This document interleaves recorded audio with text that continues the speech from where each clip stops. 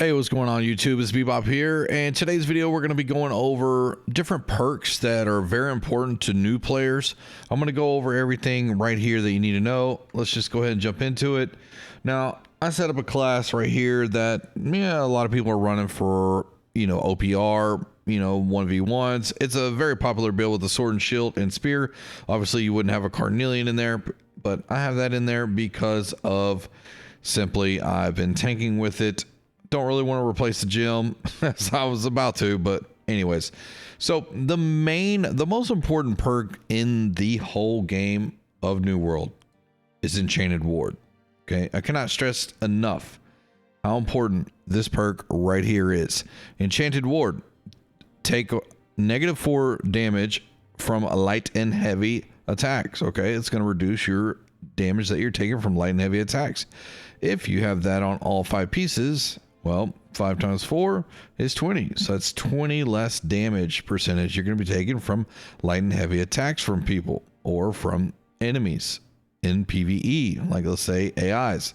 So the most important perk in the game, I'll reiterate, is Enchanted Ward. Now, there are pieces with elemental aversion, which are very important too.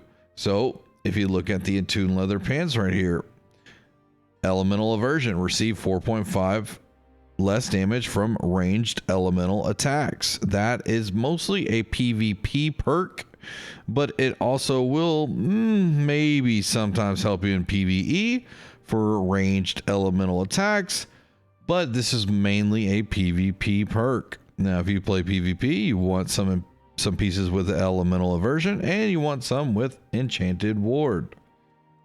Now, as you're ranking up, you want to, any piece that you get with Enchanted Ward, you want to go ahead and keep, because it's going to help you a lot more than all the other perks. If you don't have that on your clothing, you're just going to take more damage. There are also weapon perks that you can keep an eye out for whatever weapon you're going to use. I have this set up basically for a spear, but any weapon you use will have a perk or two that you can put on your clothing to help you out with either damage or survivability. This one's more of a survival perk. Perforate, gain a stack of fortify, increasing your armor 10% for 6 seconds.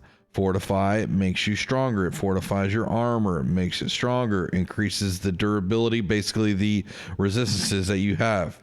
You also have harnessing, but that's more down the road. I can make a video on that later. And then I will talk about refreshing. Refreshing is very important to help get your cooldowns on your abilities. You can maximize out 4 out of 4. That would be the best. I have 3 out of 4. So one more item would be really, I think, very useful, almost required in some builds to have 4 out of 4 refreshing. Reduces max cooldowns by 4%. So if you have 4 out of 4, that's 16%, which is huge. 16% cooldown on some abilities out there is a lot of seconds off of the cooldown. Some weapons you can get your cooldowns a lot faster based on their skill tree, some you cannot, and you want the refreshing. Freedom's really good perk too. It reduces the amount of slow, stun, and root on you by 12%. More or less PvP kind of oriented. And as you're ranking up, I would say keep an eye out for refreshing and Enchanted Ward over everything. Now, also on your clothing that you can get that can help you stay alive if you're going up against certain enemies, let's say ancients or, whatever it is that does a lot of slash, you can have these conditioning pieces on your clothing and they all stack. So if I have 5 out of, 5 pieces of clothing here and they all have slash conditioning, I'm going to be 25% slash damage absorption for 5 seconds after taking slash damage. Each item with this perk stacks. So that can be really good in PvP right now because the hatchet and sword are way insanely OP, especially the hatchet. So slash conditioning is almost a must on all pieces when you're in PvP. So that's another really, really good perk. I'm not going to throw too many out there at you because I don't want to confuse you. Here's a weapon perk here for the sword. Health is also something that's really good to have if you choose to have it.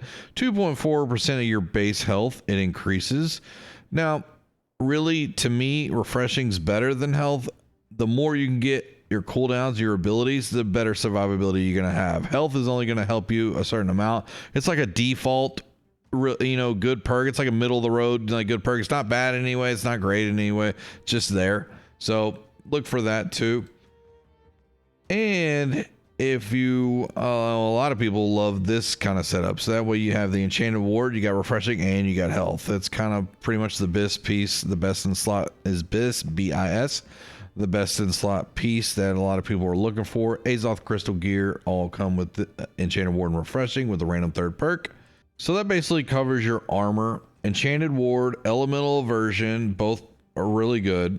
You got refreshing, which I think is just one of the best perks in the game. But also you got health, which is a middle road. Not bad, not great, but not bad. So those are really important. Also keep in mind the conditioning or whatnot. As you're ranking up, you're pretty much going to get what you get and go with you go. You know, you can't really do much about it. You're going to have to wait till end game to go ahead and get the good pieces. But if you're at level 65 and you're looking in the marketplace, always look for those type of perks that are going to help you survive, and then weapon perks to help you do more damage. Also, you want to pay attention to your loadout, okay? If you're in light, you want to try to get as close as 13 as you can. If you're in medium, you want to try to get as close to 23 as you can. And then heavy, it doesn't really matter. You can go all the way up. Now, here I am with a light headpiece. I have featherweight here, which is basically weightless. That's the good thing about this artifact. So then I can stack up with a lot of heavy pieces and still remain in a medium equip load, even with a round shield. Now, having a light piece, if I put on a medium headpiece, I will go from 1991 physical resistance and 1685 elemental to 1853 and 1774. So you see the increase in protection. If I go back to the other headpiece, you see the decrease in protection. Now this is a light headpiece, and that's why this is a medium that we're going to grab right here. And boom, that will also upgrade the weight. Now, if I throw a heavy piece on here, you will see we go over that line and into heavy. So that's not good. We don't want to be heavy. We want it to be in a medium low. That's what we're trying to build here. So the thing about the light is you can roll dodge. The thing about medium is that you have a little hop. And heavy, you have like a little lunge forward, okay? And it uses a lot of stamina. Now, if we take off this and we take this off and we go into a light right here, and then you can roll, okay? Now, when it comes to weapons, you always want to look for a damage perk. Well, what is a damage perk, Bebop? Well, a damage perk would be rogue, vicious, enchanted, that kind of thing, okay? So enchanted will not work on abilities. That's the problem with it, and it's 5% damage increase. Vicious is about a 7% increase in damage, 6.7 right here on the round shield. I think at 700 gear score it's 7%, 625, not really sure, 7.5 or something like that. But that's what you want to look for. I'm not going to hover over the weapon. It doesn't really apply to this weapon as a sword, being that is a artifact. And with the sword, the round shield actually perks and matches up with the sword. So I will have vicious when I have the sword out and I'm doing damage. I will also have refreshing move, and I'll have flame conditioning and shield aggression all active as I'm using the sword. The sword, as you see here, doesn't have a damage perk per se as far as vicious, rogue, or enchanted, but it has some support damage perks with it. I don't want to get too confusing or complex, but when you look at most weapons, rogue or vicious is what you want on the weapons. Let's say if I look at this flail, it does not have that. It's a lot of healing. This would not be good for damage. This would be more good for a healer, something like that. Now, if we look at this one, this is more of a tanking type flail. I have hated, I generate threat. I have a carnelian in there to, make my taunts generate more threat. I have Trenchant Strikes. Heavy attacks will do 22% more damage. That is a damage perk.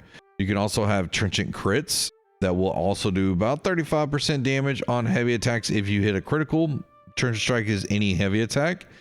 Keenly Jagged is a support damage weapon, so anytime you hit an enemy, you will do 10% weapon damage per second for 6 seconds. So that is a more support damage perk. But Trenchant Strikes, Trenchant Crits, Vicious, Rogue, those will be your damage perks that you want to have on pretty much any weapon when you're trying to rank up. Refreshing Moves, also another good perk to look out for. That way you get your abilities back faster, because that's important. That's the whole thing of the game here. And then you can also have abilities like this that end up adding rend to the enemy. That's very important too. But Refreshing Move and damage ability perks are key on weapons. Right here we have Vicious. Okay, then we have a support perk and a support perk. Okay, it's going to help me get my power shot back faster, and we're going to apply an additional bleed. We look at this sword.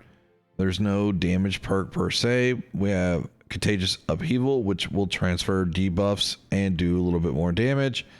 And that's only when you have that ability. You got Hated, and then you got Trenchant Rend. Any heavy attack will apply rend to the enemy. So any weapon you decide to use, whether it be a flail, spear or whatnot, this spear does not have the damage perk. Now, Disdain Affliction will make your dots, do more damage, but not necessarily. It's not Vicious, Rogue, Trenchant Strikes, Trenchant Crits. Okay, it's more of a support damage perk. So you want to look for that on the weapons. That's really important, so you can do more damage. On your amulet, I'll try to say that as good as I can. On your amulet, you want to make sure you have some sort of protection. Okay, if your amulet does not have a protection, either void protection, nature protection, strike protection, slash protection, flame protection, if it doesn't have some sort of protection, you're wrong. Amulet's no good. You need to get something with some protection, depending on whatever you're going against. Insanely important. I cannot stress enough. My video about amulets got a lot of views, and a lot of people saying I say ambulance when I'm trying to say amulet. Well, I'm trying out here, all right? Empowered, insanely good on your amulet whenever you are a DPS. If you're not a DPS, you're a tank. Empowered, not as really wanted. Fortified would be a better one for a tank. And then we have health. You can also have divine. Divine is really good because it will increase your healing coming in by 10%. So I would say still, you want always a amulet with protection. That is so important. I can't stress it enough. Health is great. Empowered or fortified, depending on whatever you're doing. That's pretty much what you want to go with there. On your ring, a damage ability. Okay. This will increase my thrust damage by 7%. You can also have them with slash damage or void damage, nature damage, lightning damage, any sort of damage for whatever your build is going to mainly be doing for damage. You want to have it on your ring to apply more damage. Very few times would you take that off and put Keen Awareness. I'm not going to go into that right now. It will confuse people. Leeching is also great because you're going to get 7% of the damage you deal back in health. Hardy, the most important behind a Chain of Ward. Hardy, probably the most important perk in the game. It gives you the 10% more stamina, and that will allow you in a light equip load to get 2 dodges without stamina, or stamming yourself, as they call it, without running out of stamina. If I take this ring, let's say I'm going right here. If I have this ring on, I can dodge and dodge again, and I'm not exhausted. If I take this ring off and I dodge and I dodge, I'm exhausted. Oh, Bebop shit. So that is important. So on your ring, you want to have some sort of damage or Keen Awareness at minimum, and then you want to have Hardy. And leeching is really what a lot of people, I'd say 99% of people, want on their ring.